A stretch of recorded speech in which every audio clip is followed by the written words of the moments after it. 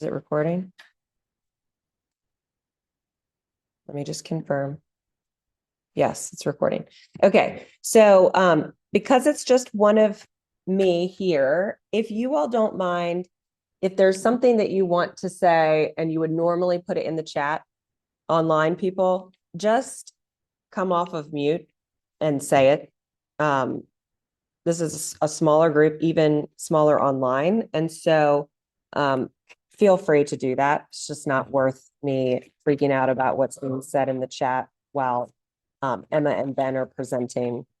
And if you're online and you can see that people are putting stuff in the chat, just come off of mute and say it. And so looking at Emily Schmidt, Ben, if you're not actively presenting, we have a lot of diehard long-term people here. So just if you're comfortable, go ahead and say whatever someone said in the chat off of mute. Okay. All right, cool. So let's get started. Welcome to the November meeting. It's the last meeting of the year. Seems crazy.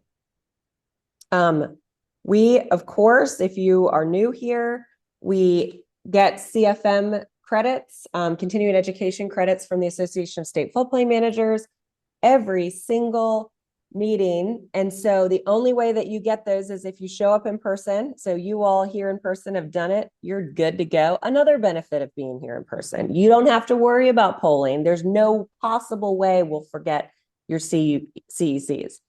But for those of you delinquents online, you do need to fill out your polling. Every single poll, please, please, please. We'll keep it up for a long time. Hey, oh, so glad. It's great. Our new CZM rep is here.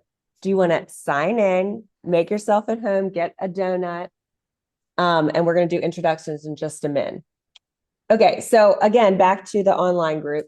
To receive these CECs, you must fill out these polls. We're going to keep them up for a long time. We'll make sure that it's nearly impossible for you not to see it if you step away to use the restroom or whatever. Okay, so first poll I'm going to launch. Everybody start filling it out. Nope, that's wrong. End poll. JK. Back. CFM. Excusez-moi. Okay. So if you're a CFM, please fill out this poll. If you're not, please fill out this poll so that we capture everybody correctly. And the way that it works is that the CECs, you participate in this meeting and then you receive the CECs, and it's an automatic thing. You don't have to do anything. You don't have to submit these with a certificate or anything like that, like you will for some other conferences and events. We handle all of that in-house, and we have a really good relationship with ASFPM. Anita, who does the reviews for CECs, she just reviews them per our email, and then your continuing education credit should pop up in your ASFPM login account. So if that doesn't happen and you're looking through your CECs, please notify us, because that's an error and we need to fix it. But the good news is, for anybody who's new to this community, we basically take care of your CFM in this CRS work group alone. So we have, is that true? No, not true. 12. We get you 12 total CECs, and you need 16, right? Okay, so we get you so very close. You just need 4 more CECs. And ours are free, right? So all of your continuing education credits, with the exception of 4 every 2 years, are free of charge because of the CRS Workgroup, which is graciously funded by the Coastal Zone Management Program. Yes, Jenny. Oh, wait.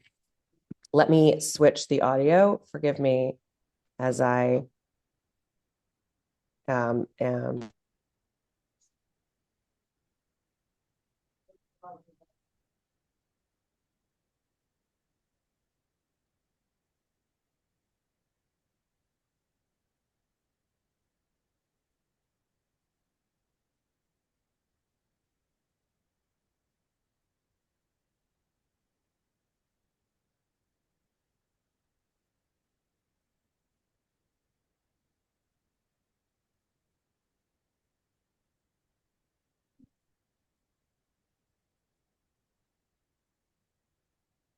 Mary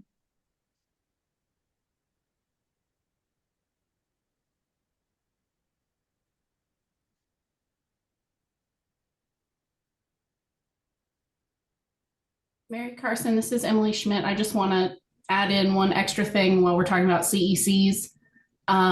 There are also 2 trainings per month, lunch and learns, offered through the crsresources.org website. And those are also free CECs. The last one of the year is today at 1 o'clock on developing a flood insurance assessment for Activity 370. In case anybody doesn't get enough training out of today's 2 hours at Wetlands Watch, you can have lunch and then at 1 o'clock, sign up for that one as well.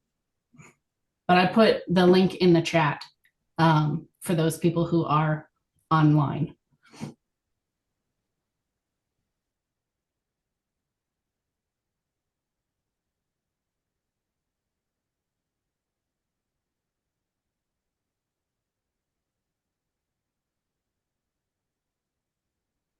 I have a question for Emily. Does that get recorded? Because I can't make it to that training today, but I would be interested in attending it or seeing the presentation.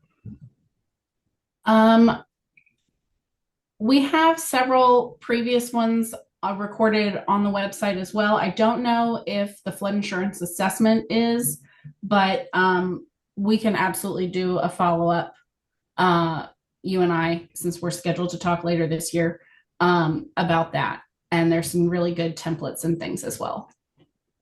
All right, thank you. Yep.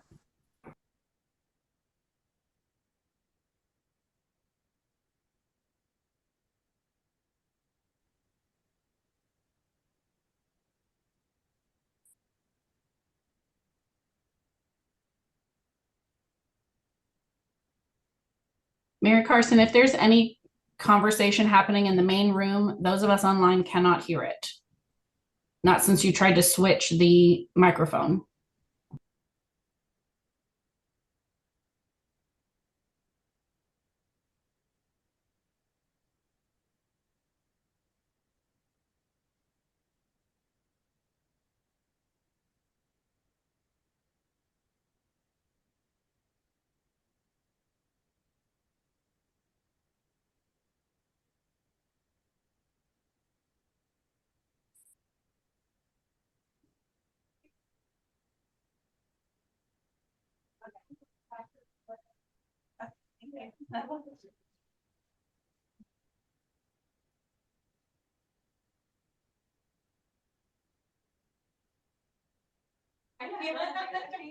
Oh, now we can hear some laughter.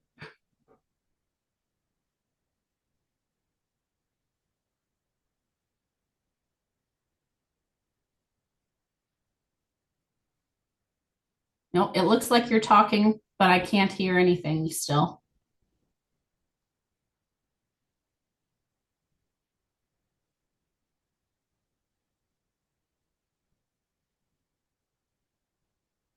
Nope, nothing yet.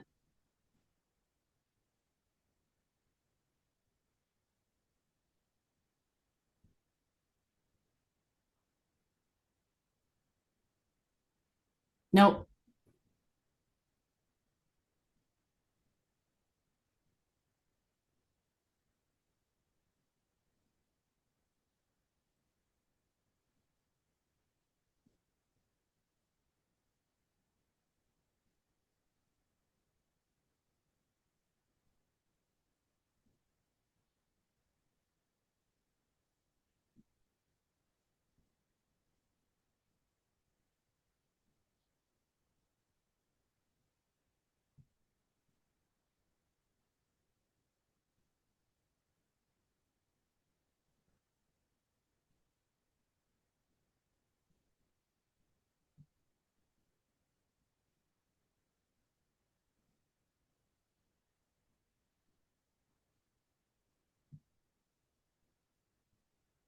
If you're talking, we still can't hear you.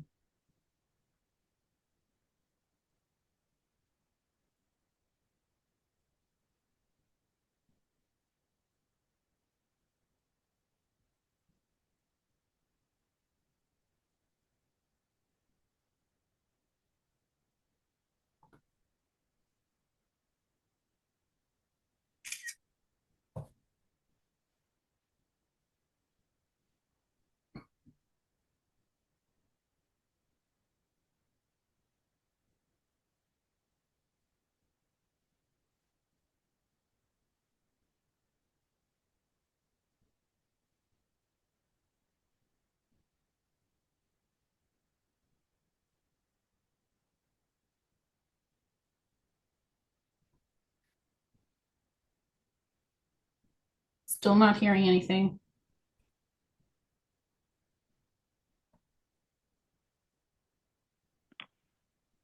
Their camera seems to have disappeared as well.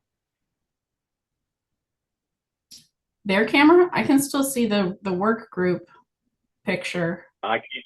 Yeah, no, I can't see the work group picture. Okay. I can see the work group feed,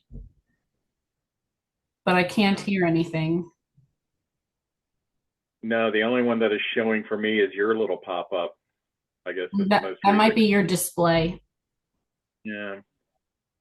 I was seeing the group in the room. Oh, wait a minute. It just switched. Now I can see the group in the room, and then I have the agenda slide up. I can see the group, but I can't hear them.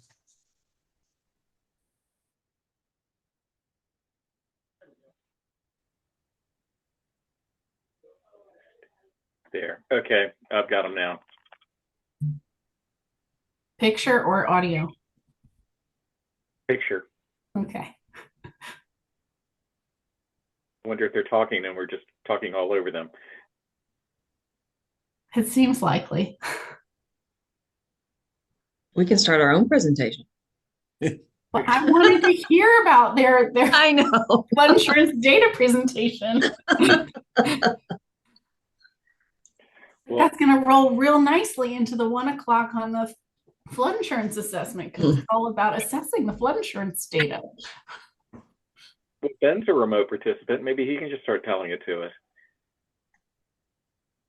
Yeah, that's all Emma's work, so no.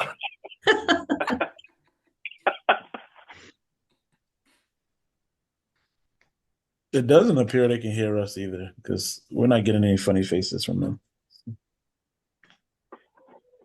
Hey, by the way, I'll just make this as a plug. I have a JMU student that lives over in or on the South Side area that's looking for an internship this summer.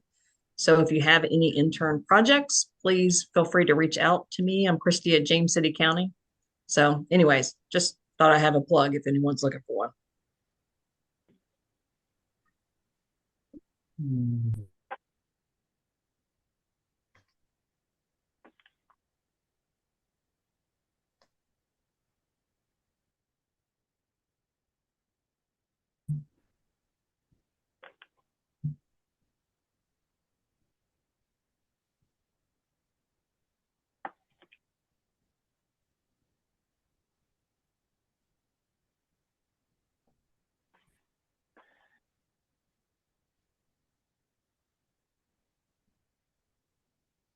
Maybe we'll just miss the audio of this part, but when it switches over to Emma's presentation, maybe we'll get the audio there. Yeah. I'll put in a plug too. I got an email yesterday from a master's student in Austria who is from Virginia, who's working on a thesis on floodplain management policy in Chesapeake Bay communities. So it says the focus is primarily on federal and regional programs and strategies like the CRS and how they're implemented at the local level. Her name is Samantha Wolf. I gave her the information for this meeting today. I don't think I've seen her in here, but she might be contacting some of you. Okay, Tom, can you repeat that? Oh, we heard you. We did, finally. I'm sorry. Yeah, I just received an email yesterday from a student in Austria who is from Virginia. I gave her the information for the meeting this morning. Her name's Samantha Wolf. She's doing her thesis on floodplain management policy in Chesapeake Bay communities. Focus is primarily on how federal and regional programs and strategies like CRS are implemented at the local level, and on what specific challenges and opportunities are present in the Chesapeake context. I know she's going to be in the U.S. at least from 11/25 through 12/4. So that's really interesting. She's from the Netherlands? Is that what you said? She's a student in Vienna, Austria, but she's from Virginia. Vienna, Austria. Oh my gosh. Well, that sounds cool. In the Chesapeake Bay. Neat. Tom, love that she reached out to you. That's awesome. And not like Norfolk, no offense to Norfolk, but that's cool. Well, her last name is the same as a former member of our board of supervisors, but I don't think he has a daughter. So I'm not sure. Very cool. Mary Okay. Carson, this is Christy over at James City. I don't know if you heard earlier. I also made a plug. I have a JMU student that I know that's majoring in public policy, looking for an internship over the summer. So and he lives on the south side. So if anybody has anything, just reach out to me, and I can connect the two. I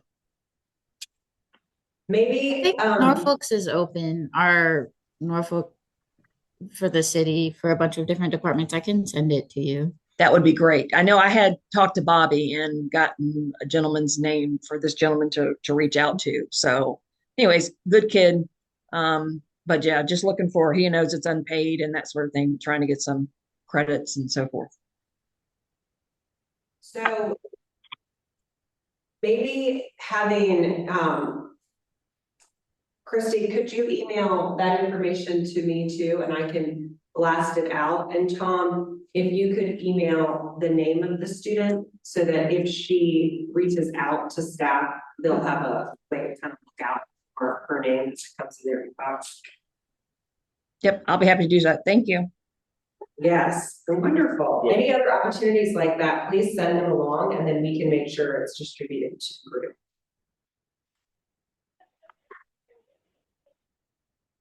Okay, I'm typing the updates that were shared with our sound faux pas, and so you'll get them here. Okay, in the chat. Both recently. Okay, I think I got it. Anything else that I missed? We had Newport News, substantial damage. We had a new CZN, the iCar they heard because she stepped up here. Jenny, what'd you say? Nothing. Okay, Deidre, your hand is still raised, but we're going to be doing introductions online. Sounds like the people online had their own little chat, which is so good, but we missed it. My hand, but Mary Carson, my hand was raised just in case you weren't seeing or hearing the pleas for us online not being able to hear. I figured maybe you'd see the hand up. Yes, but it was all in the heat of the moment down here, and so Understood. okay, thank you. So let's do CRS introductions. It sounds like you all made some announcements in your own introductions. So if anybody is new on the line or has kind of an introductory thing that you want to share similar to what folks have already done, please unmute yourself and introduce yourself.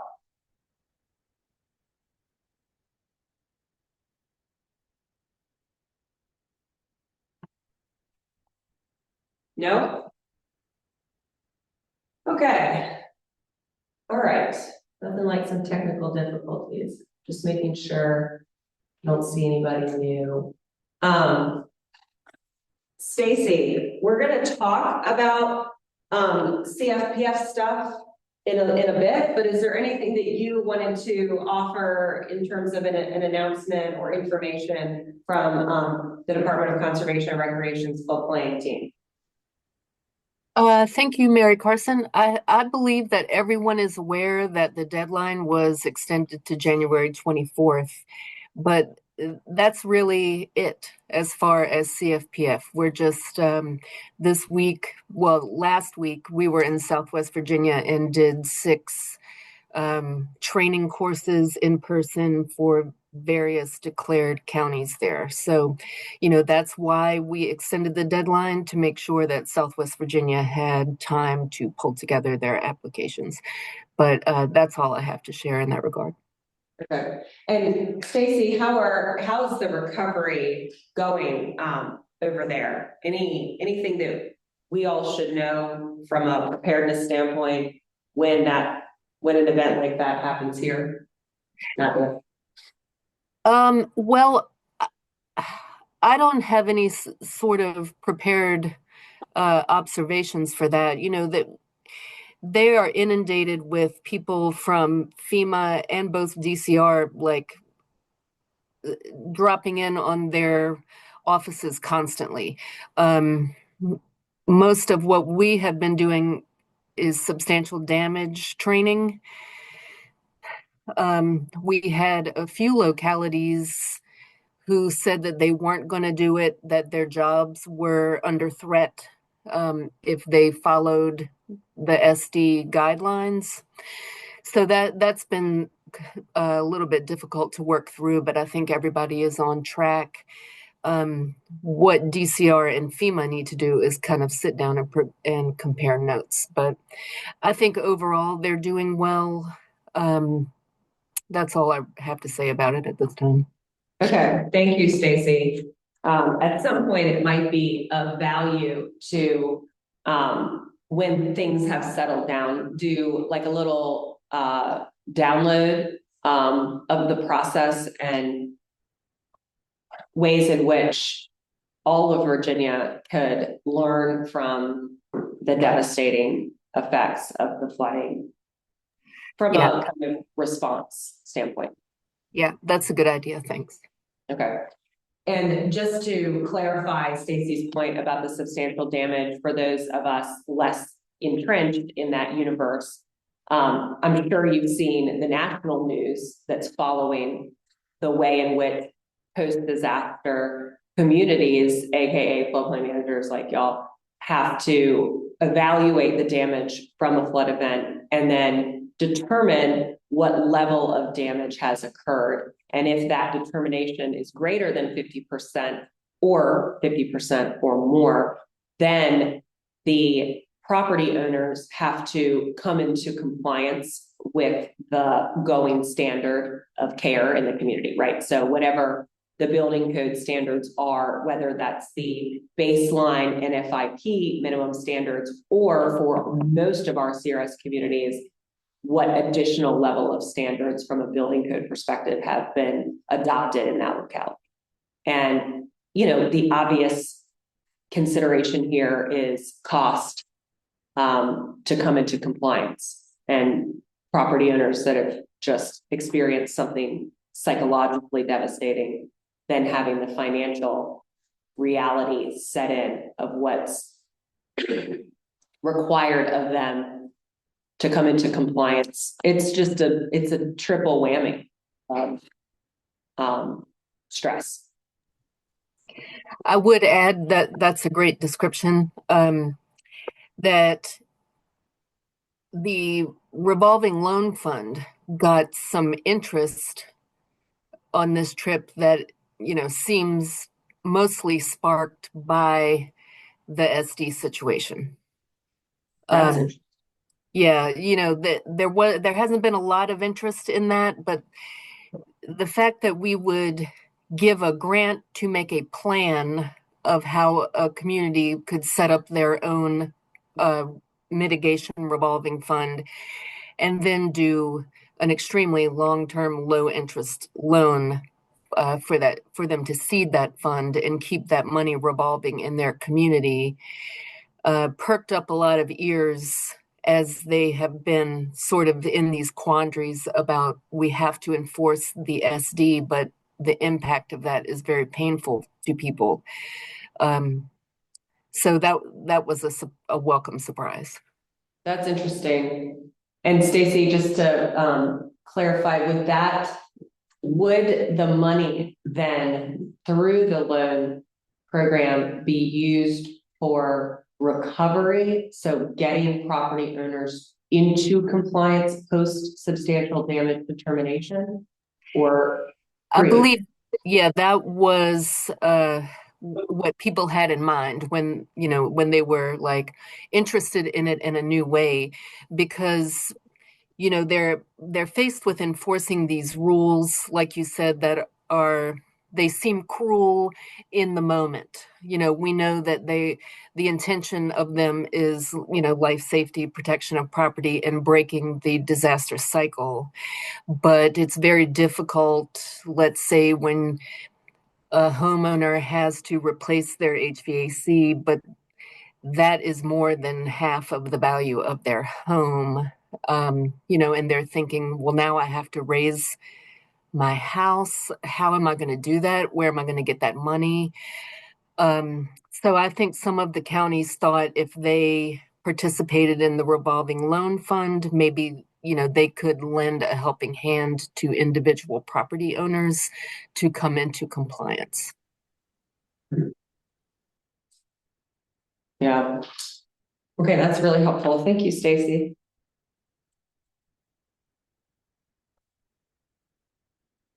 Okay, just a couple announcements before we get into the flow of stuff. So you can see the value here of our work group meetings. We've had a little weighted streak here with the 2 credits, so great news.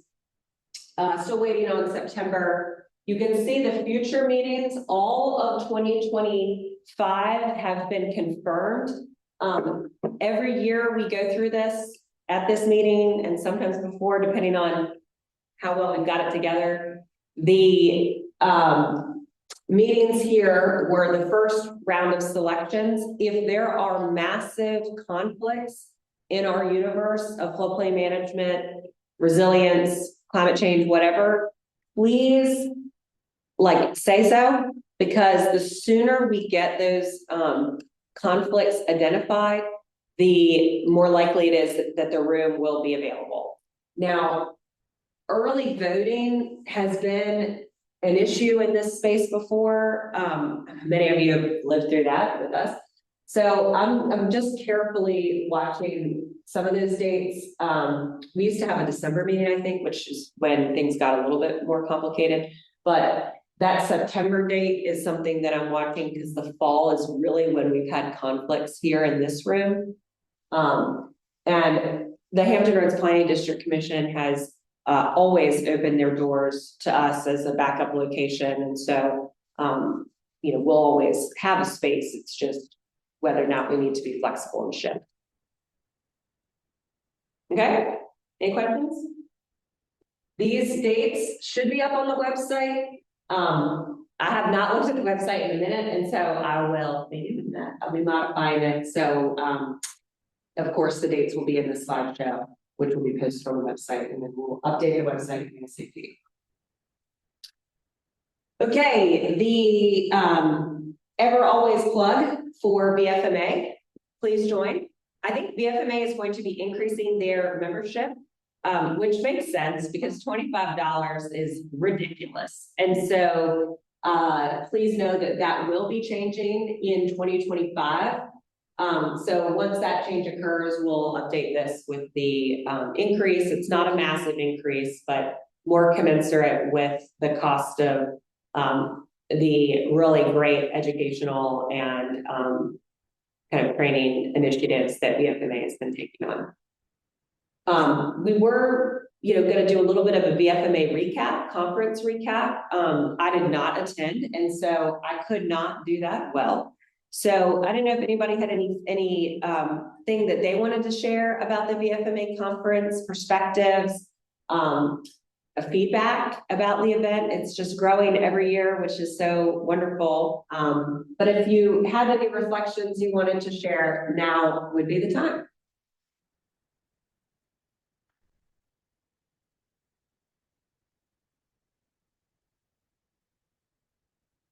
Yeah, Tom. Hi, yeah, I had contacted ASFPM about continuing education, but I needed a certificate. So I talked to, oh gosh, I'm sorry, I just forgot her name. The president of BFMA. Oh, Kristen. Yeah, I asked her and she said she hadn't had a chance yet to create the certificates or to send a letter to ASFPM, but she said she's going to try to do that as soon as possible. Okay, that's helpful. So if folks were looking for their stuff, good to know. And also during the lunch plenary, there were 2 talks about flood buyouts. 2 different entities had, and I believe EDF was one of them. With Adam Gold, he spoke. So it's a lot of emphasis being placed on the flood buyouts and a lot of the information. And if anyone's looking for information on these things, there's a lot of work being done in that front. And EDF is one place you can check. I can't remember the other lady's name who spoke about Elizabeth Andrews. it. Is she a lawyer? Yes. Yes, okay. Yep, she's a lawyer. She has had a very long career at Department of Environmental Quality in the AG's office, and then she migrated into resilience space as the former director of the Virginia Coastal Policy Center at William and Mary Law School, now defunct. And so she has been focused on this issue, and in fact has a new resource document in her new position at UVA. She's still very active in the space and working kind of adjacent to UVA's formerly called Environmental Negotiation Institute. And so they have a new adaptation resource that is focused on law policy that will make available to everybody. It's just been released, and Wetlands Watch is going to host a webinar in the future about that. But such a great point about all of the work that's going on in the buyout space, and nobody knows this better than Newport News, because, you know, spoiler alert, Newport News has the highest number of buyouts of any community in at least coastal Virginia, but maybe Virginia, possibly. So, with about 90 buyouts thus far. So you all could probably teach a course on the buyout program or host a panel as well. The other thing that I just want to note, because Wetlands Watch is active in the buyout space as well, you know, there's a lot of, I'm doing so many things at once. Yeah, I wasn't doing it well, and then I said, and now we're not. Okay, we're back. All right.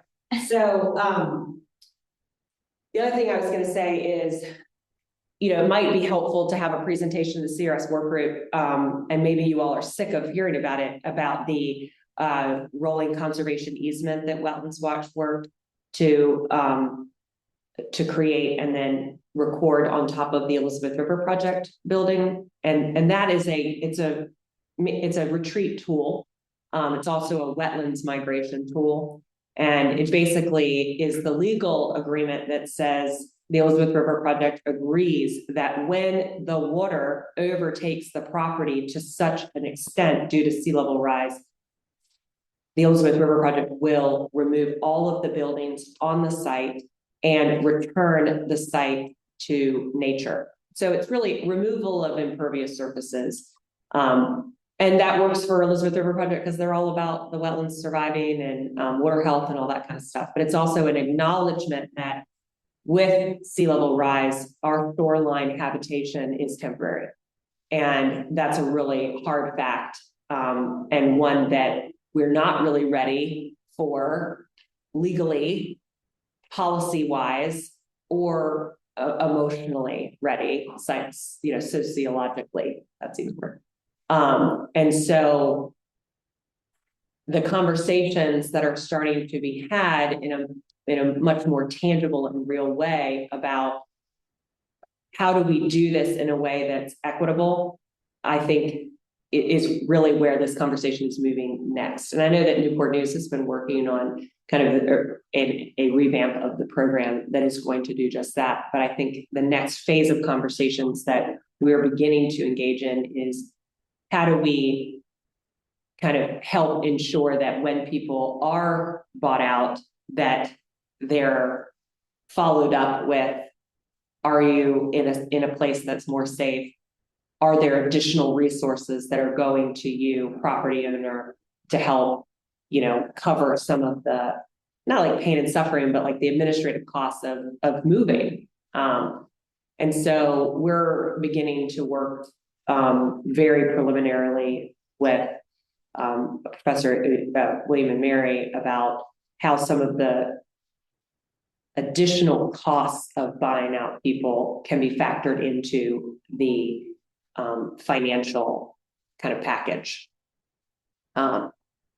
The rolling conservation easement kind of cracked the window on this in a way, because the tax credits in Virginia for conservation aren't so favorable.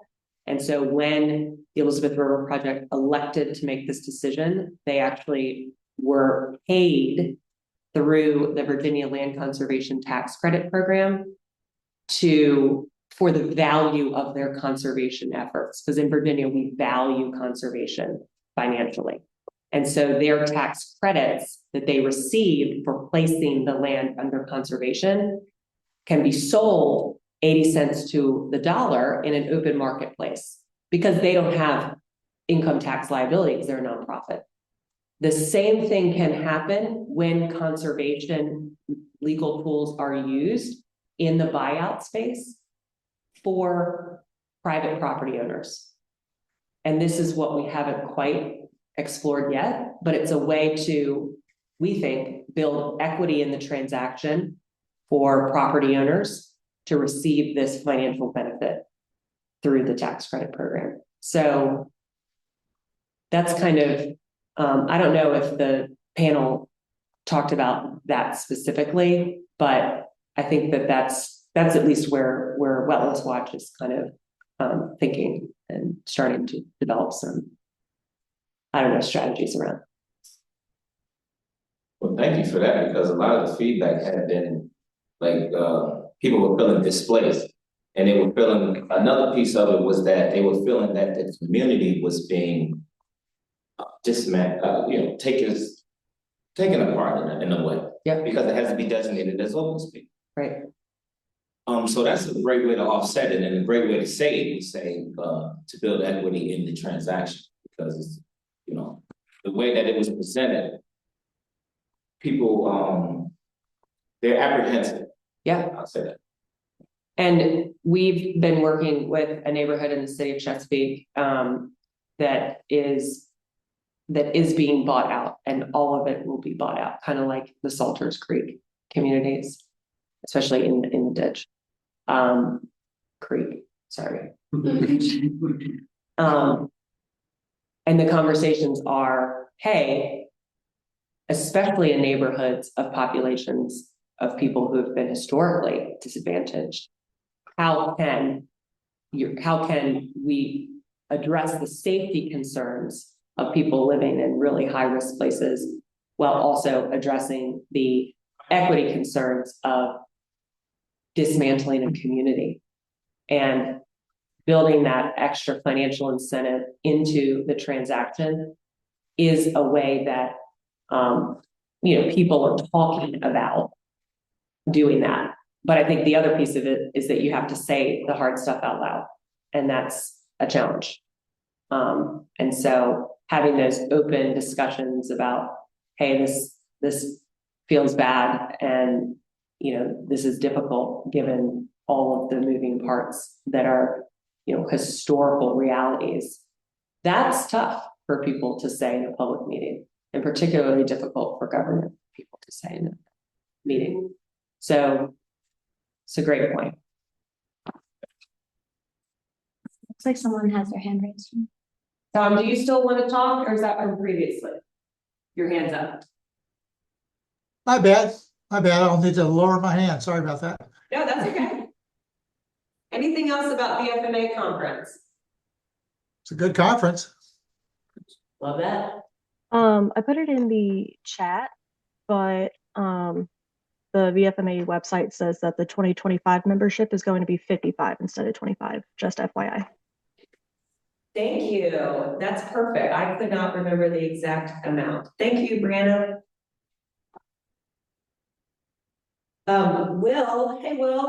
Will Knuckles from the town of Colonial Beach has a draft resilience plan document that will be up for discussion this Thursday. Excellent. Okay, so think about Will's comment, because if you have some responses, I'm going to read it, but if you have some responses, people online, please respond in the chat to Will. And then in the room, we can kind of think about this and offer feedback verbally. So Will wants to hear about whether your local resilience plan were prepared internally or by a consultant, and What are the pitfalls, cautionary tales for both of those scenarios? And then what are the most useful aspects of the plan from the lens of useful to government and useful to people? What aspects of your plan require time and effort, but are not turning out to be practical? So ROI of the actions in your plan. And what's the background of the consultants writing these plans? Pretty good question. Or like, is it technical or is it for the public consumption? Would you have changed the intended audience based off of that feedback? General public or practitioners? Do the plans talk about resilience from flooding or all hazard plans? Well, Will, this, a lot of things. It's great. Now, that's okay. So, Will, can you share your draft document? Can you do it in the chat or send it to me and I'll put it in Drive and make it available? Yeah, I'll find the link. I'll send it. I'll put it in the chat. Excellent. Great questions. I'm sure many people would enjoy answers to these questions. Does anybody want to share? Can we start over? Yeah, it's a lot. First question. What's your plan? I mean, it's hard though for people to feel like they can answer this knowing that there are consultants on the call that may have written their plans. So just know that, FYI. But the question is, did you write it in-house or did you farm it out? And then a lot of the questions about, were there things that you wish you could change about the process of writing your plan, including the audience, including the technicality, including resilience versus all hazards? A lot of communities, so I'll say objectively, a lot of communities are using consultants to write their resilience plans. That's standard practice. The earliest resilience plans that were approved by DCR were compilation plans. So plans that literally were taking existing plans and stapling together and then submitting for approval, which was absolutely fine because everybody, especially communities that have been at this for a long time, had already done the work that was required in the resilience plan requirements. And so that happened, and that happened outside of a consultant doing the work. But especially our lower capacity communities, they're having consultants write the plan.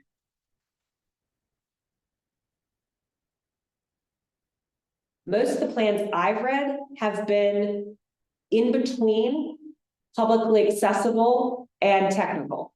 I would say that's pretty standard. A little bit of both. Enough technicality to meet the requirements of the plan, which I think is really important, because DCR says you have to include specific stuff, but not so technical that your neighbor could read it and make sense of it.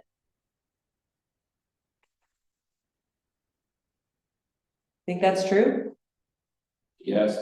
Yeah. And we Newport News, we're actually developing one now, climate change and resilience master plan with the consultant. But and some of it's been a lot of what you just said, amalgamation development. Some of it was from where you begin with things that we were already doing, but they just weren't packaged a certain way to be acceptable and things of that nature. But it's not, in ours, it's kind of like you said, a meld of both, because you have to have the technical piece in there, but it's pretty written so that everyone can understand. Right. We take a look at the past, take a look at current risk, and also future risk. Yeah. We're very active in the creating of this. It's not like they're just sending it out and then we just receive it and we turn it into DCR. We have been active from the beginning, and then at 30% and 60%. And it's very particular to our town and what we've experienced. It's not just general jargon.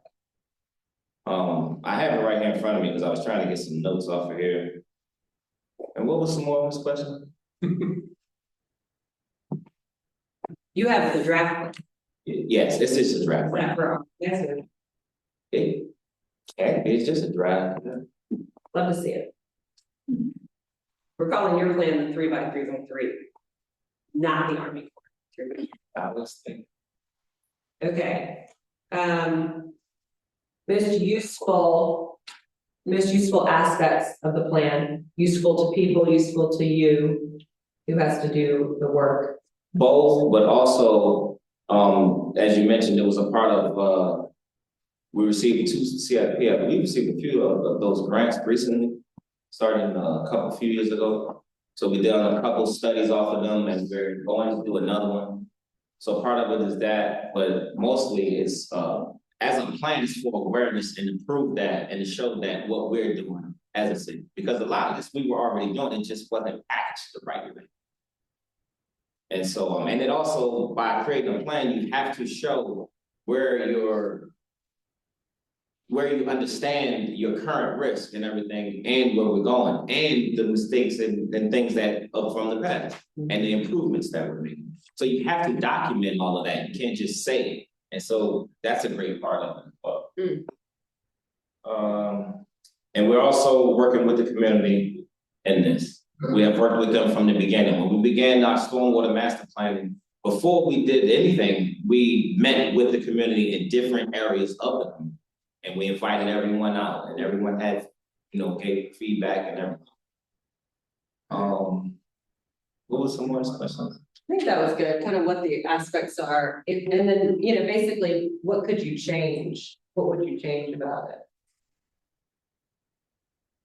I don't know. I like this plan. I like the way Dewberry's present is helping us with it. And I like the way they have it laid out there. Oh, yeah, do some of the resilience plans. I think this is one that objectively people can really answer easily. Do the resilience plans only talk about flooding resilience, or are they more all hazards?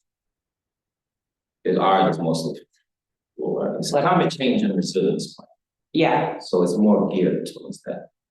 Sea level rise. Sea level rise, long-term planning, yes, for anticipated conditions. Yep. Yeah, I think that's what we've seen in the plans. Will, and I made a note in the chat. We have copies of everybody's plan that we can get, and we're begging people to send them if we don't have copies. Mostly flooding, tidal flooding exacerbated by sea level rise, and rainfall flooding exacerbated by climate change.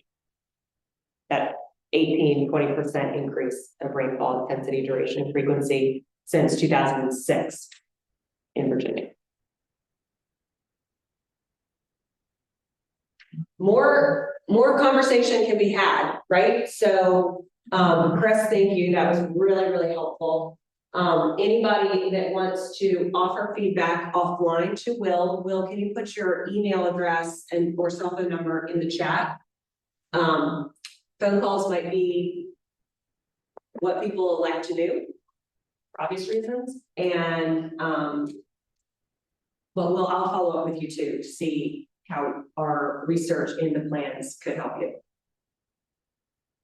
Okay, I am ending the poll.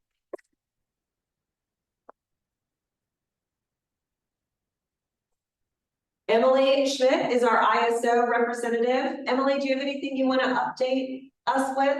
Putting you on the spot, but hoping that we'll do a deeper dive update maybe sometime in the new year. Thanks. I was really sad that I missed the Virginia conference in October. I was sick, and I didn't want to cough through everyone's presentations or get anyone else sick. So I'm sad that I missed the chance to see you guys in person. But I look forward to working with a lot of the communities. I've had great meetings thus far this year.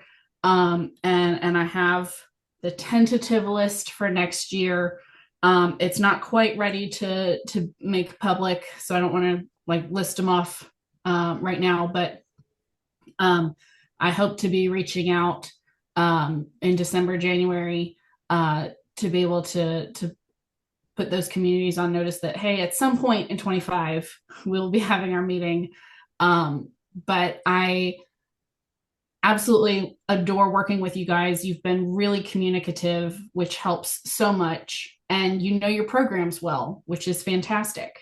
CRSresources.org is a great place to go if you have if you're looking for templates or examples of things, and just reach out with an email or a phone call if you have specific questions.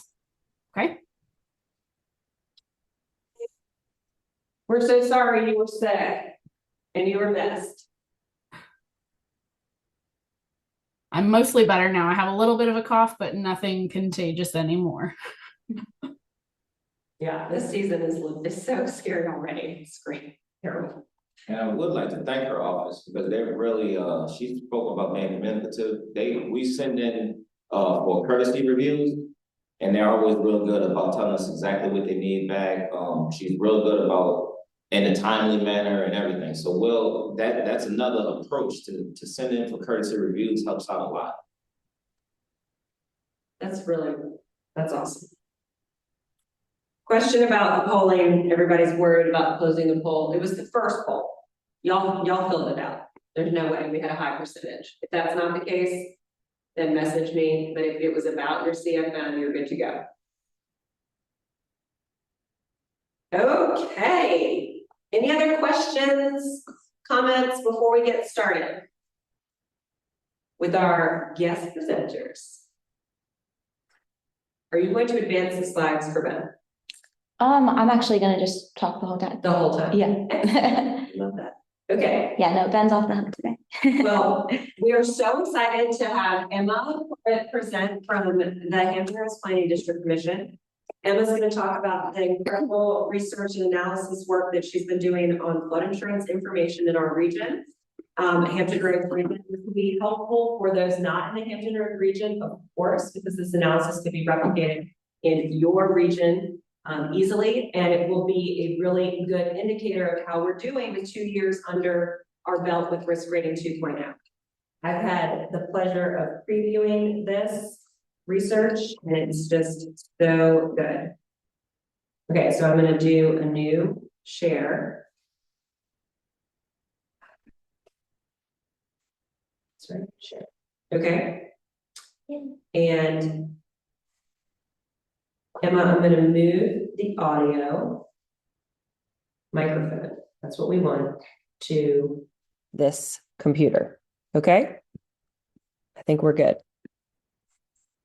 And I don't know how to. Full screen. Yep. Yeah, good, because I don't know. I'm actually not sure either. This is interesting. Okay. All right. Can everybody online hear me okay? Just want to make sure.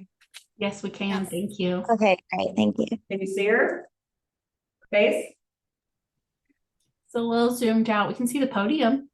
All right, good. I'm behind the podium, so. All right, good. I don't know how to full screen it actually. Let me let Emma in the room. Oh, you're going to be behind the podium. Oh, because of your yes. That's okay. Let's see. Full screen view. Zoom. It's okay if not. Oh, full screen it.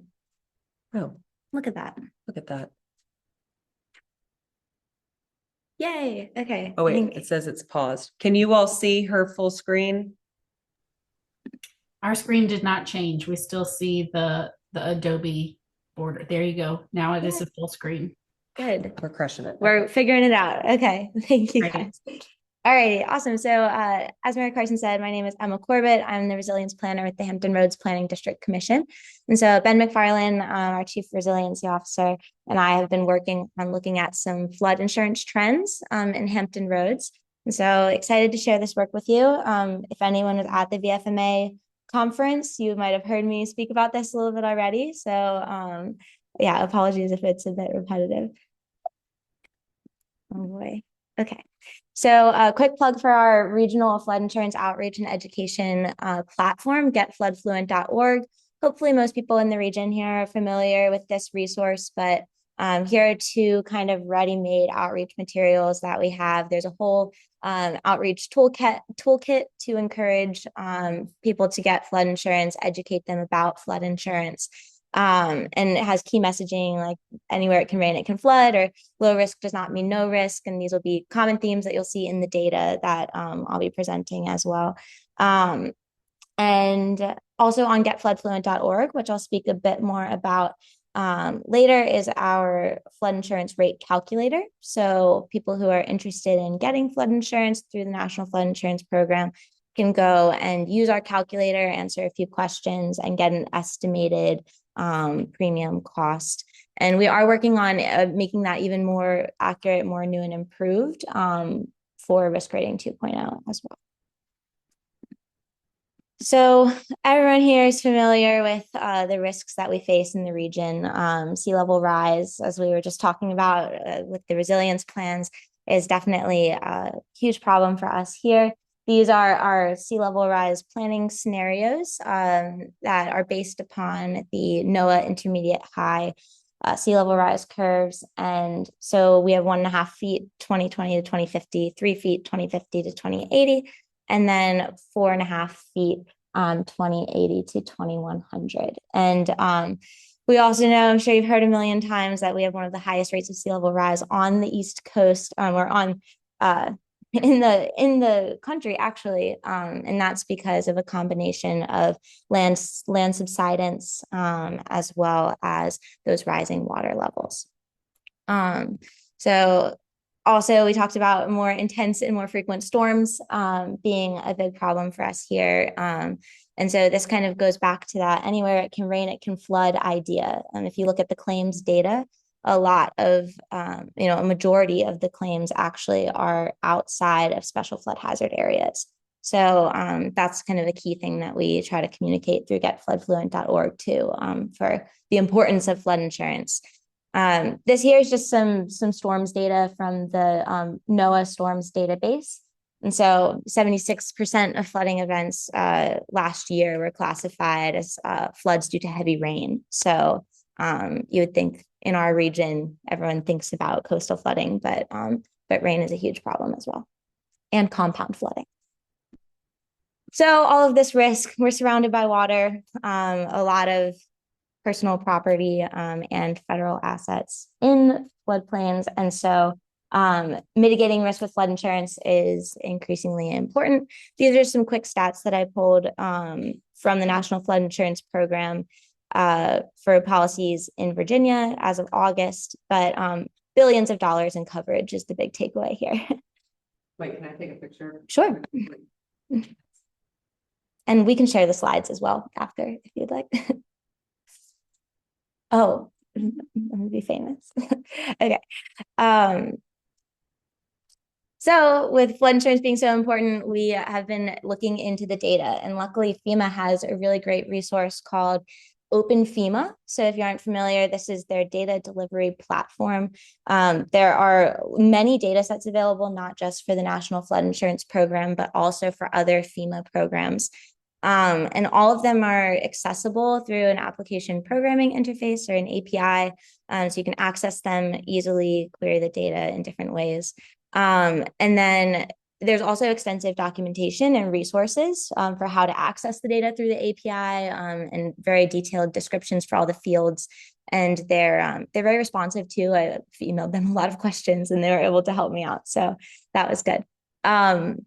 The data set that we used is this redacted NFIP policy data. And it's gigantic, over 67 million records in it. In the full data set, and 80 fields describe each record. So for each data point, you have 80 different ways to slice and dice the data, which was fun to dig around and see different trends we could see in everything. But we ended up parsing the data by these here. So NFIP community name, the policy effective date, the rated flood zone, occupancy type. Most of the data that I'll be showing you is for single family homes. And also CRS discount codes applied are in there, and all kinds of things. So since this is such a big data set, a little too big for Excel to handle, so we used Python, accessed the data through the API and pulled it in to Python notebooks to visualize it and do the analysis. All right, so getting into the fun stuff now. So here we have regional trends in policy cost. So we're looking at average policy cost on the y-axis for single family home policies over time. And this is all policies. So this is inside the special flood hazard area, outside the special flood hazard area, all policies. And so you can see that definitely the trending upward, but there's this really very stark decrease in cost in 2021. And so around that time, who knows what happened during that time? Risk rating 2.0. Risk rating 2.0, right. And so that's definitely our immediate thoughts as well. When we first looked at this trend, is that's when risk rating 2.0 was implemented. And so dig a little deeper into what was driving this trend though.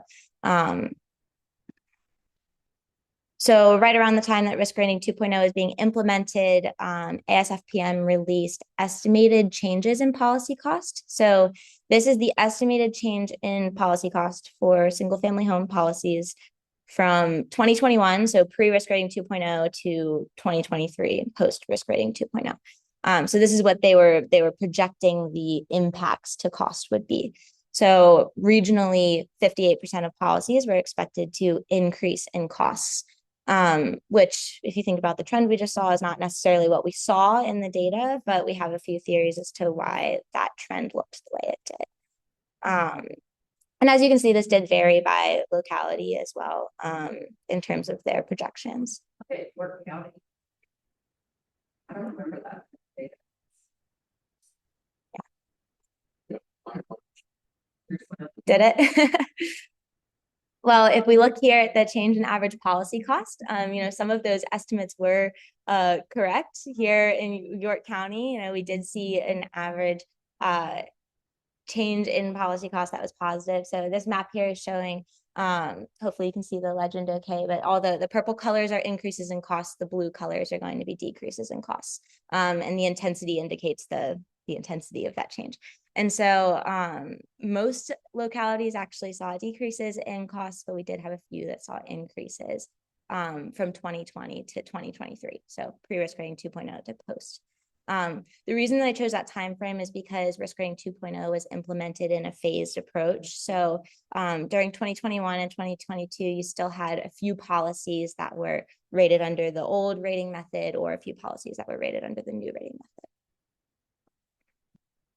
So this is definitely interesting, but it's not the entire story because it tells us the average policy cost, right? But it gets interesting when you look at the number of policies as well.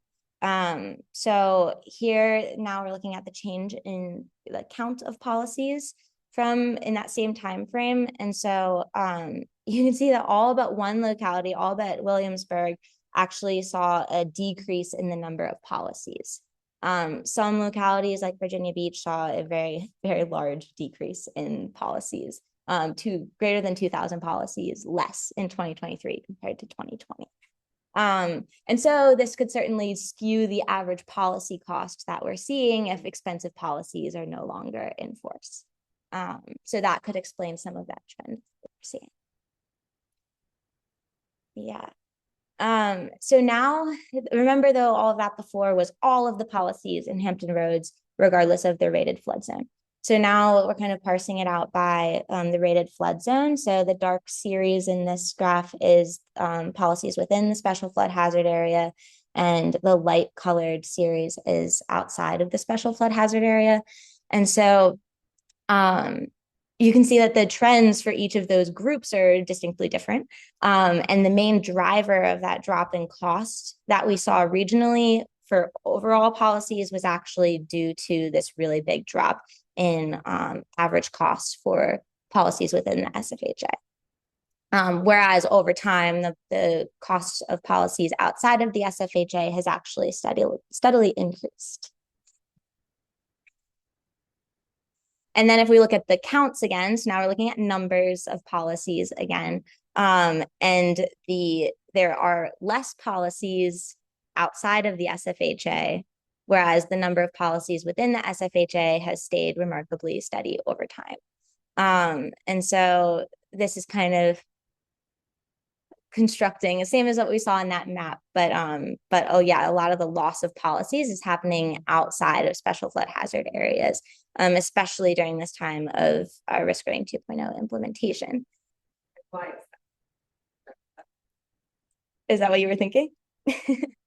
Okay, so one explanation for that could be preferred risk policies no longer being offered under risk rating 2.0. So right before risk rating 2.0 is implemented, there were more than 25,000 preferred risk policies that were offered at a much lower rate for homes in areas of low risk. Under risk rating 2.0, that is no longer offered. So that large programmatic change, the change in how risk is defined, has led to these greater than 25,000 policies now being rated under the new rating method, which could lead to an increase in cost. So another interesting way to look at this is the cost of coverage. So on the y-axis here, we have cost per $1,000 of coverage. The series are the same as in the previous charts. So dark series is special flood hazard area, light series is outside of the SFHA. So you can see the cost of coverage when risk rating 2.0 it was implemented actually dropped significantly for policies within the SFHA and went up outside of the SFHA. So all of this is kind of raising a lot of questions about how risk is, individual property risk is now determined under risk rating 2.0. And so the second part of this is we've been digging into the methodology, working to improve our rate calculator on getfloodfluent.org. And so that's kind of the work that I will talk about next. So under the new pricing approach, I think we're all pretty familiar with how this works, but previously policies were rated based upon the rated flood zone on a community's firm. Now it's based upon the where, the how, and the what of what's being insured. So what I'll be talking about here is the where portion of that, which is the geographic rating factors that the rating engine uses to determine an individual property's flood risk. And so what we've been doing is developing GIS layers for each of the geographic rating factors for the region. And I'll talk a bit more about those. So this kind of explains how the rating engine, the new pricing approach of the NFIP determines geographic risk for a property. It will combine certain geographic rating factors that are based upon measurable characteristics of the property, like its distance to the ocean, distance to coast, elevation, etc. And it combines those to determine the risk from 3 perils, is what they call them. So for storm surge, these are the factors that they are considering. For inland flood, these are the measurable characteristics that they are considering. And then for coastal erosion, it's just distance to coast. And so I'll show you kind of how we've used this methodology to translate it to something that'll hopefully help us understand how properties in the region are being rated. So we took the FEMA Appendix D rating factor tables. So these are the tables that relate some characteristic of the property, such as distance to river, to a rating factor. And that rating factor is used to calculate the geographic risk. We also took a raster of those characteristics. So a raster layer of distances to river. Ran it through Python code in ArcGIS Pro that assigned the proper rating factor to each of those raster cells. And so then we end up with this GIS layer of rating factors where each 10 meter by 10 meter cell is going to represent a rating factor. So if you click on anywhere, you can determine the rating factor based upon distance to river. We repeated this for all of the geographic rating factors. And so now the idea is that you can click on anywhere in Hampton Roads and it'll give you a bunch of rating factors based upon those rating factor tables from FEMA and simulate the rating engine's determination of geographic risk for that location. The goal with this is to not only improve our rate estimator, the calculator on getfloodfluent.org, but also hopefully eventually create some educational resources for people who are questioning why their rates have changed so much. We can kind of point to very specific characteristics of their property that are causing that rate to change. So here's an example of what those rating factor layers look like. So here, we're looking at the distance to coast rating factors. So darker colors indicate areas of greater risk, a higher rating factor. And where it's interesting is when you start to compare it to the legacy methodology of using flood zones. So here I have the mean distance to coast rating factor by flood zone. And that's in this kind of darker blue color. The lighter color is the standard deviation. So how much does the rating factor vary within that flood zone? And so you can see there's a lot of variability within each of the flood zones for the distance to coast rating factor. And so that's why we're seeing policies that were previously considered really low risk now being rated with a much higher risk. And that, of course, translates to a higher cost. Similarly, places that were previously considered really high risk, like the VE and coastal A zones, they can sometimes, some of these areas can now be defined as a much lower risk based upon this factor under risk rating 2.0. So this is definitely driving some of these increases in policy costs outside of the SFHA and decreases within the SFHA. So here's another example of a rating factor. This is based upon elevation. So you can see warmer colors indicate areas of greater risk and a higher rating factor. Look at green. Yeah. So actually here, the white is actually the highest risk. So the red is high, but the highest is white. So some of these areas that look like they're completely washed out are the highest risk areas. Yeah.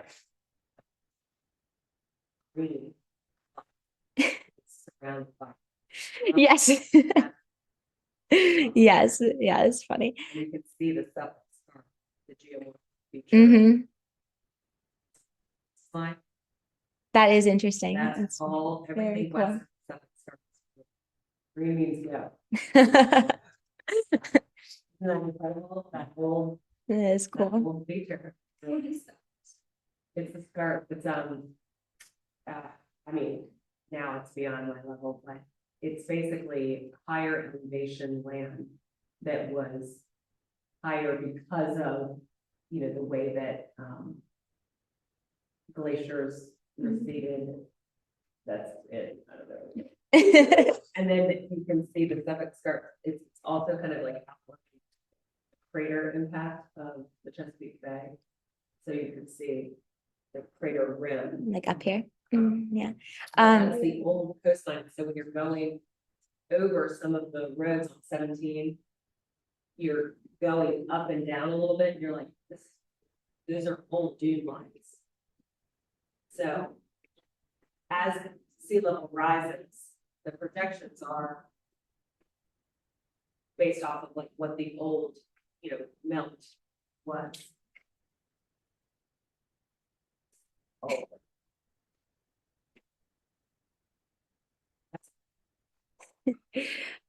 So this is doing the same thing that previous figure I showed you for distance to coast was doing. It's relating the flood zones to these rating factors. But now we're looking at the elevation rating factor. So you can see there's a little bit less variation for sure, especially for our VE and A. But the X shaded and X zones have a massive variability in the rating factors that can be assigned now, whereas before it was a very distinct X zone versus not an X zone.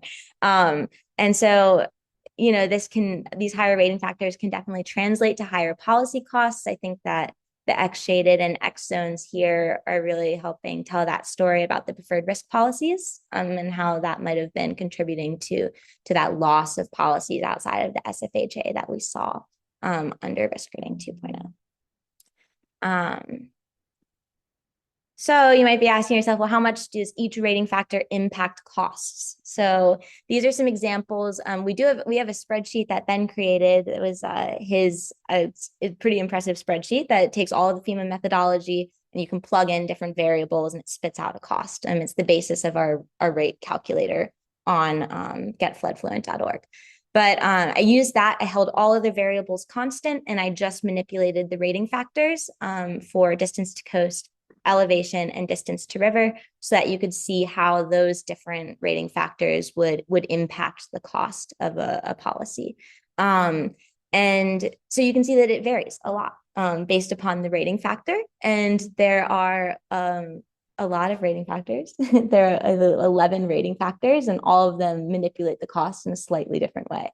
So this is kind of to emphasize the idea that explaining how the policies are being rated is a very nuanced thing. So, and each rating factor impacts the policy cost in a different magnitude.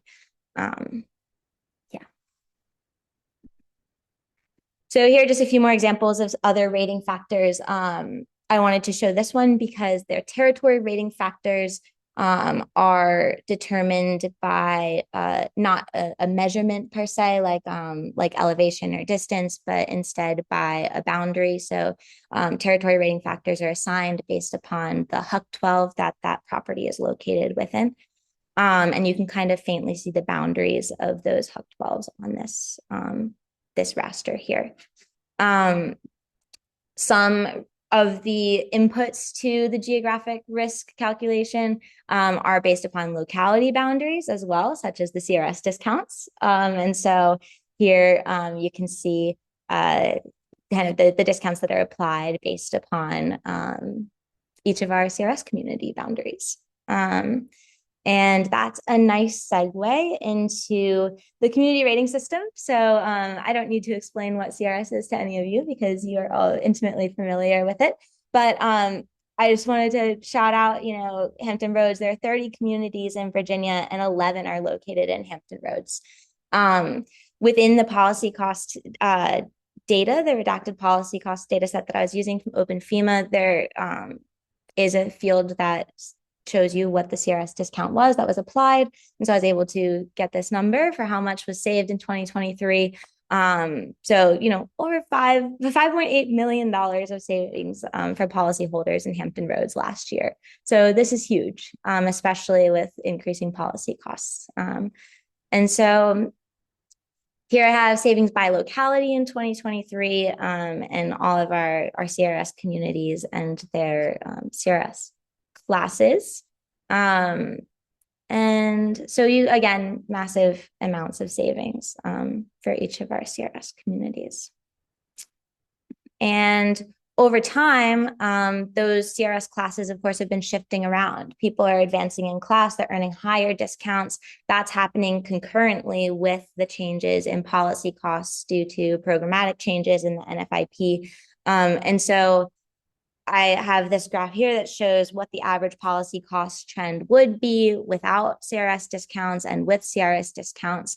So that trend that we're seeing is actually buffered by those CRS discounts pretty greatly. And the distance between those two trends has grown over time as you all have put in a lot of effort into earning more discounts for your policyholders. So I think that this is a pretty great chart that shows the impacts of CRS. Yeah. All right. And so that's all I have, but I'm happy to take any questions if anybody has any. It was so good.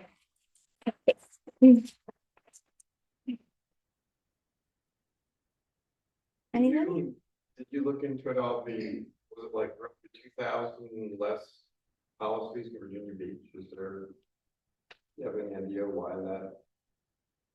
I think there were thousands of policies in Virginia Beach that were preferred risk policies prior to the implementation of risk rating 2.0. But since this is redacted policy data, there isn't any unique identifier for specific policies. So we can only look at kind of aggregate trends. I can't say this specific policy was there in 2021 and it wasn't in 2023. I can only say this is the number of policies and this is the number of policies. And then based upon everything else, we can kind of make some guesses about what may have been the cause of that. Yeah, but great question. Anybody else? Just making sure. Oh yeah, anybody online? We can stop share if it's. Well, people might want to refer back to. Any questions online?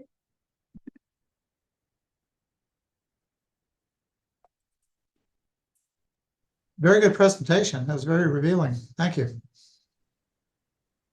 This is my favorite. Oh, wait, did you already do this? Yes. Okay. Yeah, a copy of that presentation will be very helpful, I think, in our, just sharing information with others. Sure. Happy to share the slides. Thank you. Do you have a question in the back? Yeah. Wait. This is due to. No. Just you might repeat the question. Oh Sorry. yeah, I'll repeat your question. Sorry.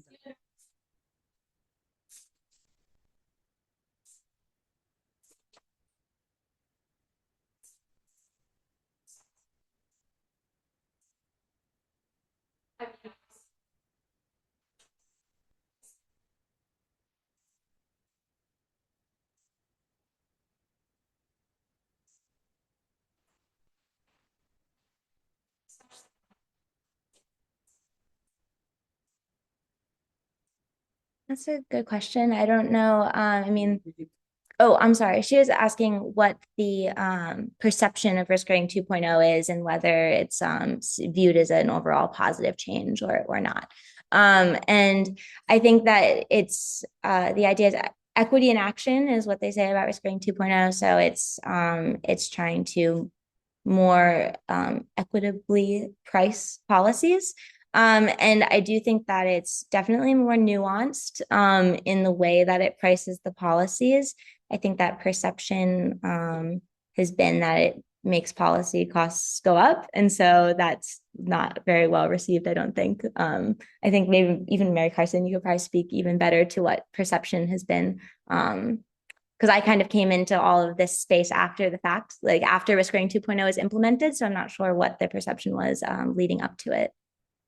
Yeah, I mean, I think that the answer, and local government staff will probably be able to back this up or refute it, but we felt like risk rating 2.0 was just going to, kind of like be this huge deal. And it has been a big deal in the sense that people were confused about what the changes were, but the average person doesn't get it. And that's not bad. It just means that they understand that for many of them, their flood insurance is increasing.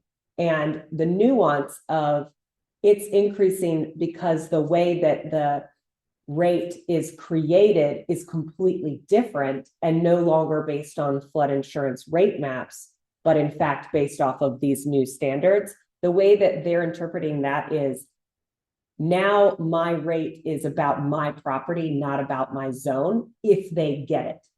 And if they don't, then it's hey, my rate's increasing because their disasters and the National Flood Insurance Program is in debt. And I get that. And that's it. That's what we have learned. I don't know if others disagree. It's a real mixed bag as to how entrenched people are in their understanding of this. Most people don't know that there's a CRS discount. I think that that's like just becoming a little bit more of a known thing. But people dropping their policies, I was going to go back. Yeah, go ahead. To, oh wait, I'm sorry. Was that, yeah, it was before. Yeah, I think it was before. Oh. Yeah, this issue for our region, I think is the most important one. This idea that now there's no more preferred risk policy, the PRP was like people could bank on the $500 annual cost of having flood insurance policy outside of the high risk flood zone. And now that's gone. And as soon as they got rid of that $500 policy, people started dropping. And did that change? Did they drop that because of risk rating 2.0? Because the properties are evaluated, the risk is different in light of the new factors that she showed. And because specifically the flood insurance rate is no longer tied to a zone. And that's the biggest reason. The non-SFHA zones are X and shaded X. And if you're out, you're good, and you get a cheap policy. This is the old vernacular. And if you're in, you have to pay. And now that easy demarcation communication line has been removed, it's so hard to talk to property owners about what the value is of still being covered outside of the flood zone. The rain bonds are helping. They're helping. And even in like Matthew, 70% Whitney's on the line, of all the flood insurance claims for Hurricane Matthew were outside of the SFHA. And so that was helpful because everybody was like, oh gosh, these lines are really just lines on the map and not real. And that's helped with the buy insurance, please, no matter where you live. But then risk rating 2.0 came in and it's degraded that argument for us.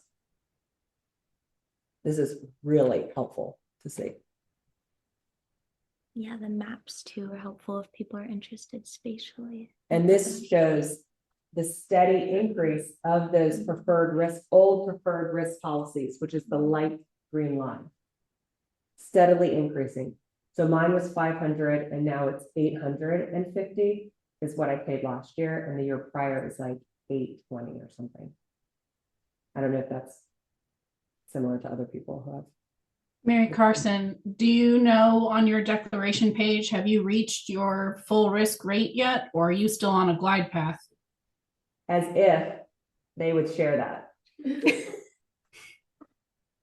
It doesn't say, Emily. I wish it did. And I've called and I've asked, and no one in my universe of customer service representatives knows that and can tell me that.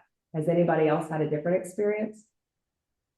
Mary Carson, this is Tom. I looked at a policy for someone and it did look, I can't remember how I was able to determine it, but there looked like there was a way to determine that.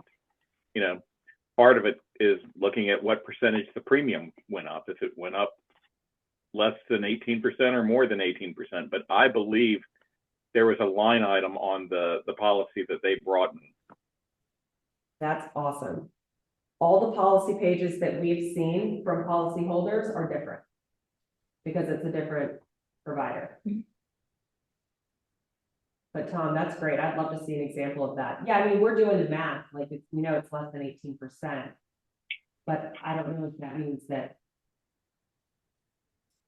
I mean, I guess you could assume that it hits, but it keeps moving. And so even if you hit, the problem I have with risk rating 2.0 is that even if you hit your full risk rate is a moving target. It's an actuarially determined number now because the National Flood Insurance Program is acting like a real insurance company. And so your full risk rate can move. And so like, what does that even mean? Full risk rate that year? It also doesn't tell you if you're on, you know, if you hit the glide path next year or how many years it will take you to reach that. Yeah. So I don't even think of it, I'm just like ignoring that because FEMA said it's a moving target. in a public meeting. So I'm like, okay, well, then what are we, why do we care about? So.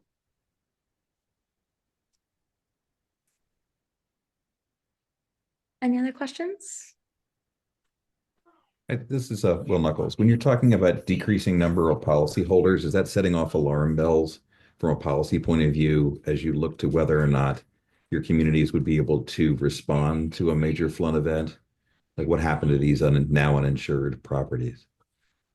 Yeah, I mean, I think that's a great question. I think especially for our localities, like is that what you all are feeling? Like, shoot, all these people now are not insured, like they're choosing not to insure their property because of increased cost. I think that's certainly what I think when I see those numbers. And just as a follow-up, do you have any policies that you're thinking about that would mitigate that harm, and be able to provide some way of keeping your communities viable, even if individuals are opting out? I think, I mean, at HRPC, we're just keeping on with our flood insurance outreach and education, trying to explain this to people and why their policy is more expensive because they have more risk, and communicate that's still important, communicate other options, and make sure that, people are not just in harm's way without any way to mitigate that risk. But from a policy perspective, will your comment, if the local government is not offering the assistance, the financial assistance through an insurance claim after a storm hits, then the burden of caring for the rebuilding or repair of a structure shifts to another entity. And who that entity is will be dependent upon whether or not the state has resources, whether or not a local government establishes a post-disaster mitigation assistance fund, which they don't have yet, but they've got a GoFundMe page. So that's cool. And then whether or not, well, again, what does the local government have to support or not support? Do those houses become condemned because there is no fiscal responsible party? It's really hard to condemn property in Virginia. We made sure of that when we passed that constitutional amendment back in 2011 or whatever that was. So I don't know. I think that's a really good point. Well, definitely. To me, it tells me that we're going to have to do some extra analysis on what we consider to be acceptable loss, like how many of these uninsured properties, either by volume or population or dollar value, can you lose and still remain viable as a community? Because that would speak to me as to whether or not our basic premise of the fact that, mandatory insurance really kicks in through the phenomena of mortgages, and to figure out whether or not, if we're seeing decreased policy subscriptions, whether or not we really need to look at that model or not.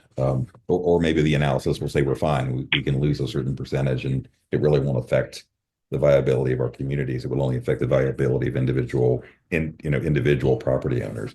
But I think that's some serious research. well, and that's a good point. To make it further confusing,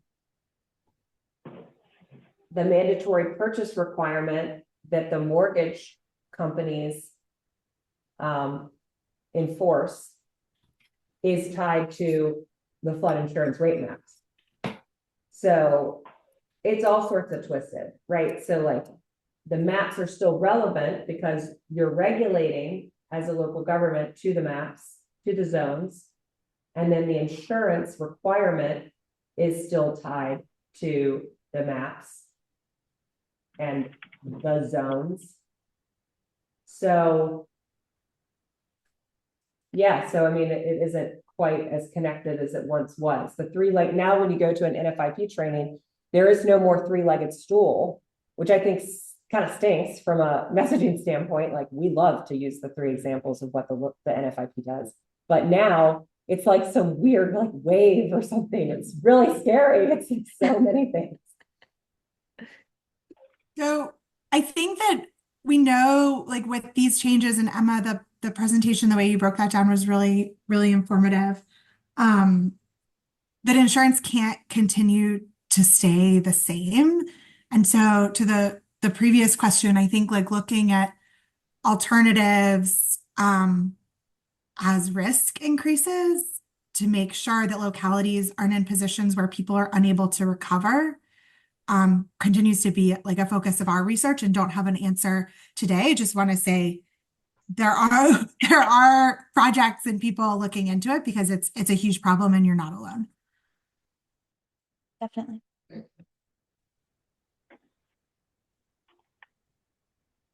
Okay, I've launched a poll, so please fill out the poll if you want your CECs, but let's give Emma another great round of applause. Thank you. That was Hey, incredible. Mary Carson, this is Ben. I'm back. So I missed. So it sounds like we really appreciate the positive feedback from everybody. Emma, did you respond to the question about the methodology that was in the chat?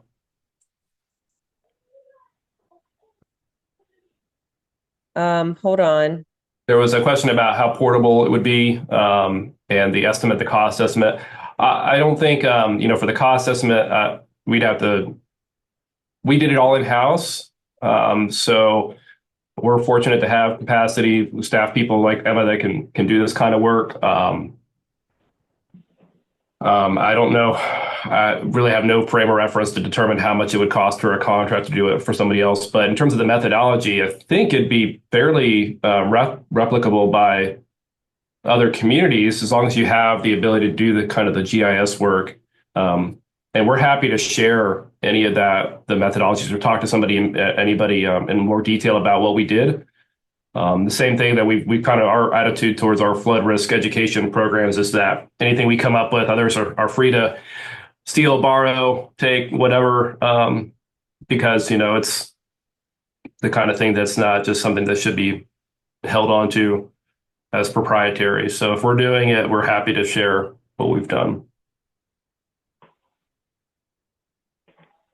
And then another thought, MC, is that, I know we've got this issue with flood insurance, but there's also considerable issues with just homeowners insurance in flood prone areas. Yeah. And so I feel like, this is it's going to be kind of a lot of how communities kind of deal with,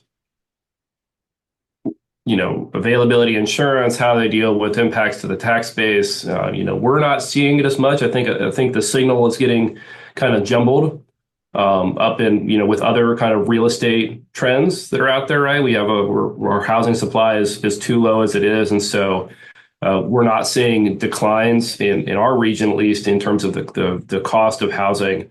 But there are other communities where they're starting to see more of a negative impact from potential flood risk.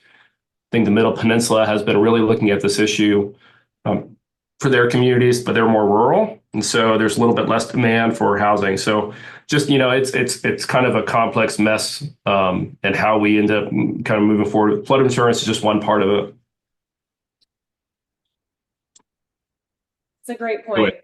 Sorry, I couldn't be there in person today. Miss you guys. Miss you. Emma did a great job. Some good discussion in the chat. So y'all can see that in the room. I've had it up and you saw the message above about Kristen. And to clarify, just for those that aren't familiar with Henrico County's extremely stellar floodplain management program, Henrico has expanded the FEMA floodplain to include additional areas of risk that they're calling community SFHA.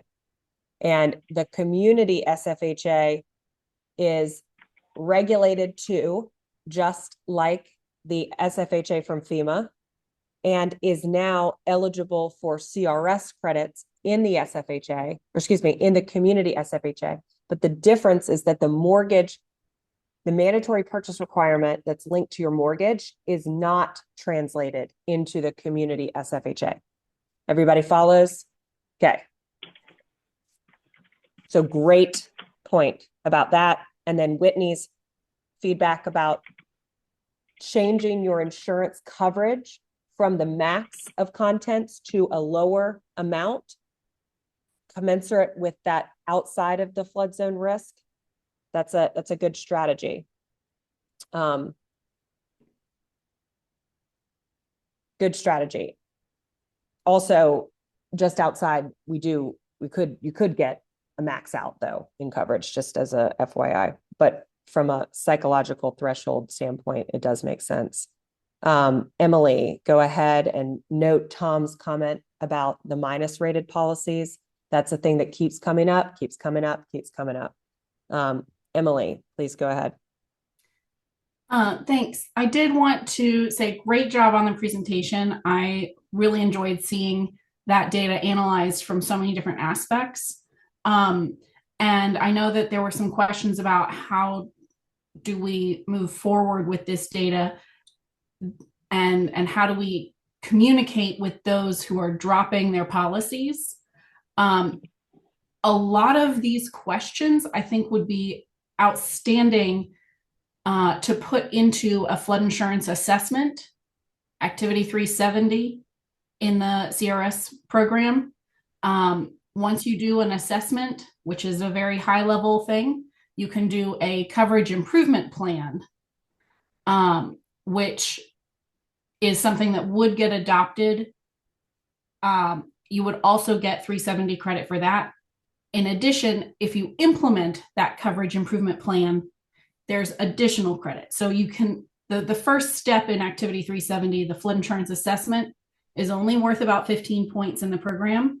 But if you do the coverage improvement plan and implement it, those three together are worth over 100 points. And so it's something that a lot of communities have not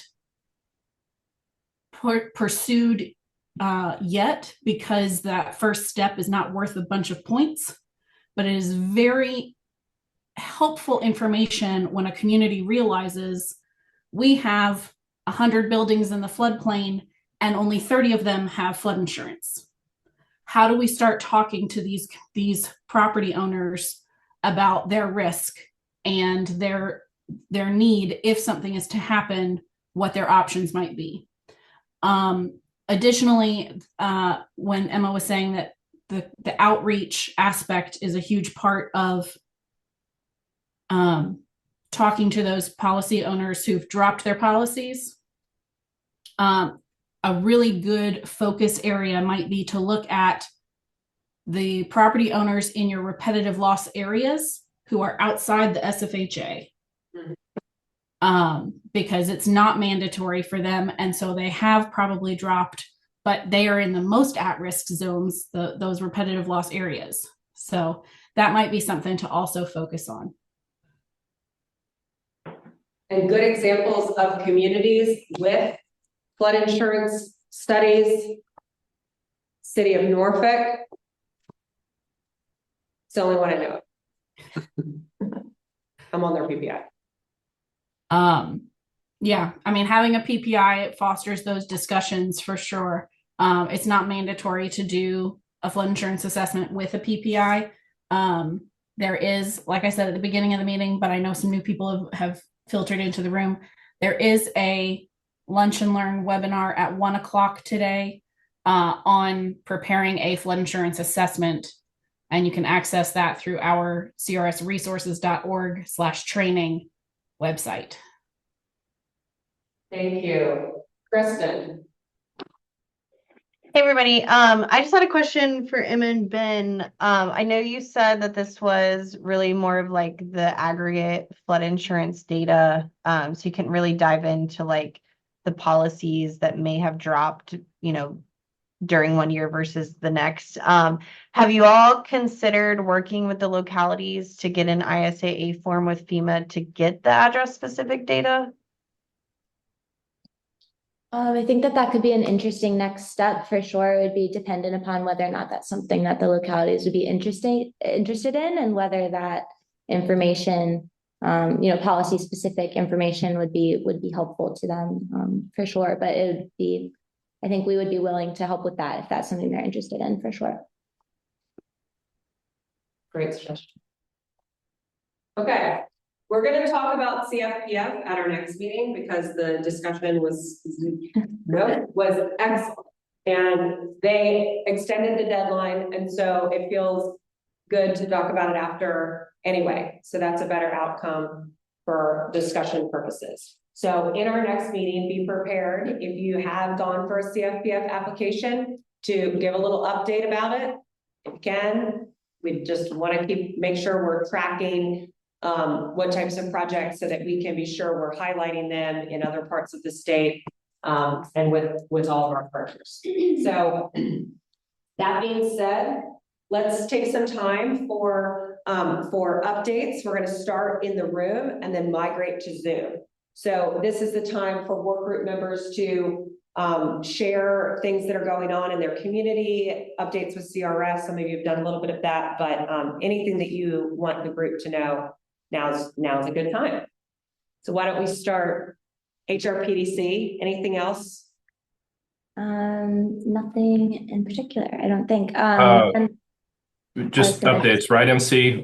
We are briefing our commission on our resilient design standards for stormwater. So that would factor in sea level rise and increased precipitation, and asking them to endorse those recommendations at tomorrow's board meeting. So that'll be tomorrow afternoon. Good. And it is update to, do the rainfall impacts, but also your sea level rise standards will get an update as well, which I think is important for people to know if you're referencing those in research or with your communities. Yes, so the planning scenarios that we're using are not changing, but the underlying kind of projections, curves, and the data sets that we're using and referencing are those have been updated. Yeah. So if anybody's interested in hearing more about that, please, you can shoot me a message in the chat here, or give me an email, or give me a call. Be happy to talk about it. And do you all did you record the coastal resilience meeting last week? We did not. We don't usually record our work group meetings just because those are informal and a lot going on. So no, we did not record it, but didn't really have anybody opposed to it. Didn't have a huge amount of conversation, but had a few kind of just Q&A type stuff, but that was about it. And the slides are online, which is, I think, the most important. Maybe we could include, maybe I'll include a link in the follow-up. Yeah, and one other MC, one other thing, I'll just for everyone, I'm going to put a link in the chat, but I would encourage, if you're in the room, to go check it out. NOAA's come out with a new sea level calculator tool that's got it takes a lot of the data that they collect from their co-ops program, and it packages it in some really interesting ways. I would encourage you all, if you're interested in that kind of issue, to go and take a look. It's the kind of thing that would make for very kind of snazzy graphics to include in presentations and to share with decision makers that really kind of show some of the things that we're talking about in a very accessible way. And I'm going to have some of that in my presentation tomorrow when I talk to our board, but I'm going to put a link into the chat for that. Really, it's a brand new tool, just rolled out. I think it's just now come off of the beta this week. Thank you. Awesome. York. No updates. Awesome. Hey, can you say where that tool is found? What part of NOAA? Oh, just no. Oh, we put it in the chat. Well, thank you. Anything from ICAR? Yep. Okay. How about Chris back there? We have received a CFPF grant, so we're about to go into doing a really comprehensive Stony Run study, another drainage study, and also a New Market Creek. Okay. And we're still we're getting some of our plans adopted through for our massive stormwater master plan. We did an overhaul of our entire plans. We're getting those moved through council now. Great. Okay. And there is some stuff happening in New Market Creek in the Hampton side with projects proposed projects in Evergreen Gardens. And Wetlands Watch has been a part of that. And so just thinking about, and I've talked with some staff about at Hampton and Newport News about just making sure that whatever happens, there's coordination. Yes, there is coordination, and also, excuse me, also we're working with the Army Corps on the Peninsula Coastal Storm Risk Management Study. Right. So that's another thing I just want to say. But yes, there is coordination on that, and as we're doing our drainage study. Awesome. And we coordinated a salt. Cool. Great. CCM program. Happy to be here. Nice, thank you. I defer to everything Chris. Awesome. No, from Jenny. Okay, on to online. Just come off mute. Helter Skelter. No problem. Mike Wilson, James City County. Welcome back, Emily. Sorry to hear you were sick. I did miss you at the chatting with you at the BMLA conference. We don't have any updates other than Emily did complete our cycle visit last quarter. So great. Thanks, Mike.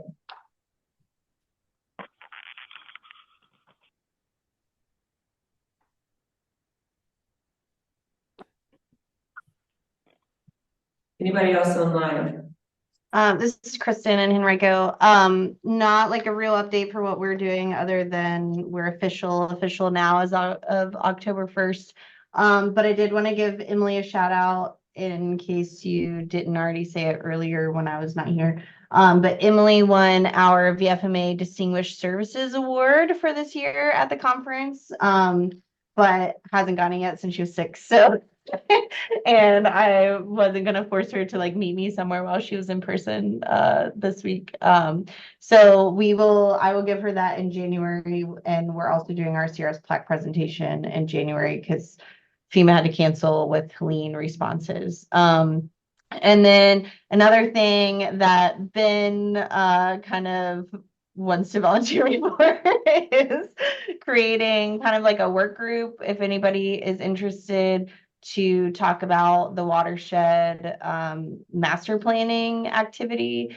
So we are actively working on doing that and getting ready to like get a scope to start working on that project.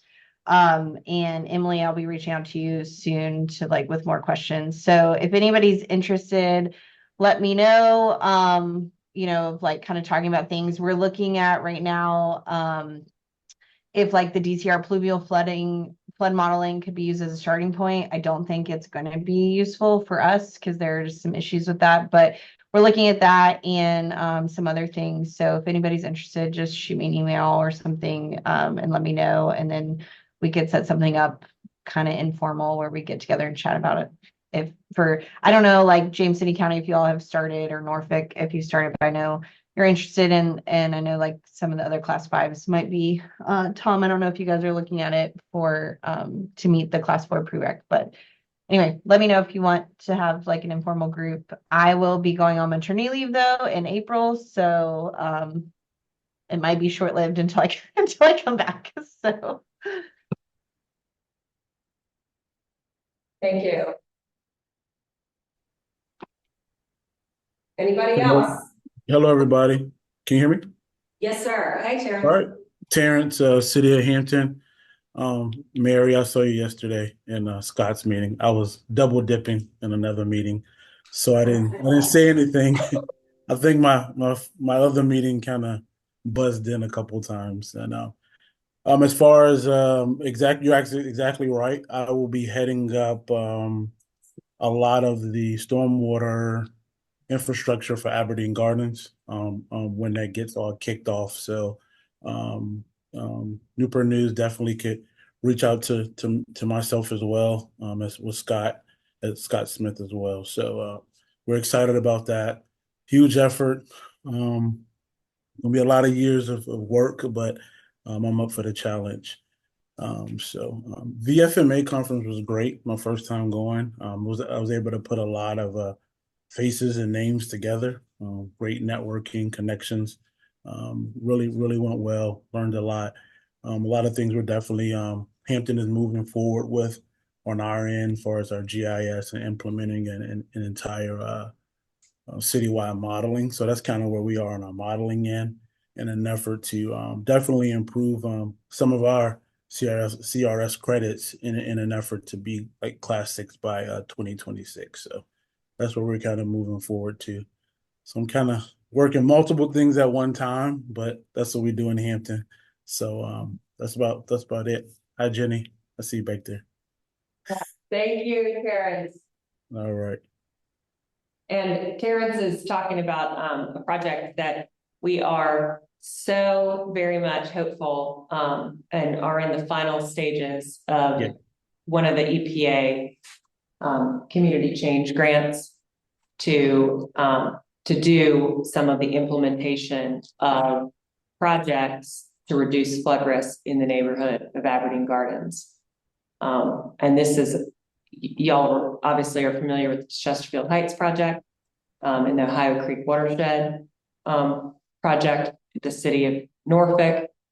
That project was a little itty bitty wetlands watch collaboratory project where we brought in student teams from different Virginia universities, Hampton University's architecture program, and ODU's engineering program specifically to create flood solution designs, 10% designs to reduce risk in that neighborhood. City of Norfolk refined those designs big time, looped them into the HUD grant. They got the funding. Now we're doing, hopefully, everybody cross fingers, you pray, all that stuff. We're hoping that the same process will play out in Aberdeen Gardens with student team design work. But this time, even more community participation, co-development, co-selection of designs, and the designs that will be implemented have actually been voted on by the community members and ranked. And so this is kind of gold star stuff that we're hoping we can continue in other communities. But Aberdeen Gardens is one of the most special communities in Virginia, East Coast style. I don't even know. It's just magic over there. And it's the only remaining resettlement community of the 12 that were funded by the New Deal. Only remaining community and only urban community funded by the New Deal. And the Hampton Institute at the time, now Hampton University, the president of Hampton Institute wrote a letter to the president of the United States and said, y'all should give us money to build a neighborhood that's for shipbuilders, ship workers, but built by Black architects, Black builders, hand-selected Black residents. It's so cool, best project ever. And if we get this grant, we're gonna just have a huge party. Terrence, thanks for your leadership. Absolutely. Thank you, guys. Okay. We did it. Thanks for suffering through me. Figuring out all this technology stuff. For those in the room, we are going to do a raffle of the fanny bag in the back. So this is the Catch the King fanny pack that we use when we're doing our Catch the